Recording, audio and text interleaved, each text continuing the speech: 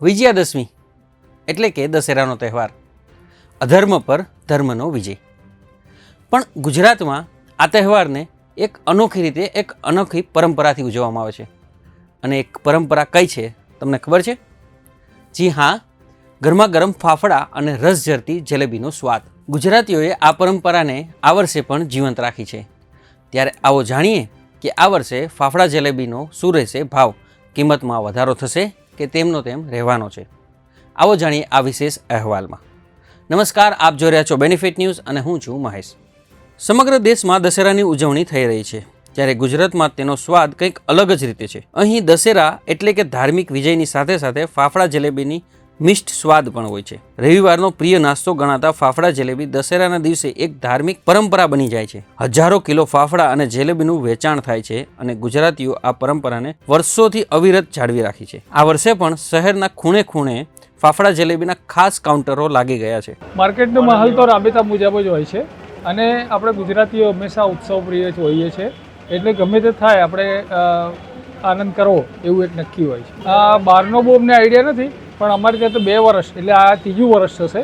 તો ફાફડા 800 રૂપિયા, જલેબી 1000 રૂપિયા છે. અમે કદી ફેરફાર જલ્દી કરતા નથી, ભલે મટીરિયલના રેટ વધે કંઈ બી વધે, પણ અમે અમારા કસ્ટમરને સાચવવા માટે રેટ એક સરખા રાખીએ. દશેરાના દિવસે એવું બનતું હોય છે કે નોમના બધાને ઉપવાસ પતી જાય એ પછી બધા નાસ્તો પાણી કરવા આવતા હોય છે. તો નોમ રાતથી જ વેચાણ ચાલુ થઈ જશે અને ગરમ લાઈવ બનતું રહેશે અને બધા નાસ્તો કરવા બી આવતા હોય છે, પેકિંગ પણ ઘરે લઈ જતા હોય છે. ના, પ્રી ઓર્ડર અમે લેતા નથી, આગલે દિવસે લાઈવ જ બનાવીને આપવાનું રહે છે, એટલે જેને જેમ જોઈએ એમ લેતા જાય.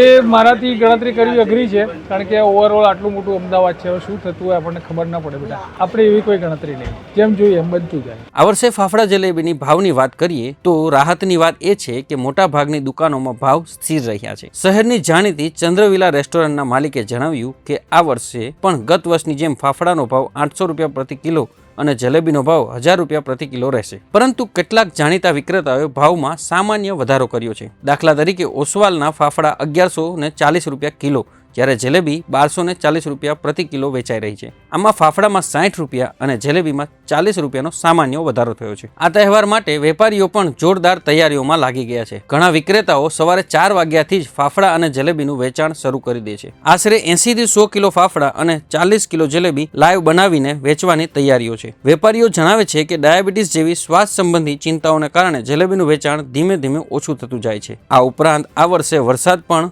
વેપારીઓ માટે ચિંતાનું કારણ બન્યો છે. જો દશેરાના દિવસે વરસાદ પડશે તો સીધી અસર વેચાણ પર થઈ શકે છે. દશેરાનું આ પર્વ ગુજરાતમાં પરંપરા, સ્વાદ અને આર્થિક ગણતરીઓનું અનોખું મિશ્રણ લઈને આવે છે. ફાફડા જલેબીનો સ્વાદ આજે પણ ગુજરાતીઓની ઓળખ છે અને આ જ પરંપરા વર્ષો સુધી જીવંત રહે તેવી આશા પણ છે. આશા રાખીએ કે આ દશેરા દરેક દર્શકો માટે સુખ અને સ્વાદ લઈને આવે. બેનિફિટ માટે અમદાવાદથી મંથન કુસુમકરનો રિપોર્ટ.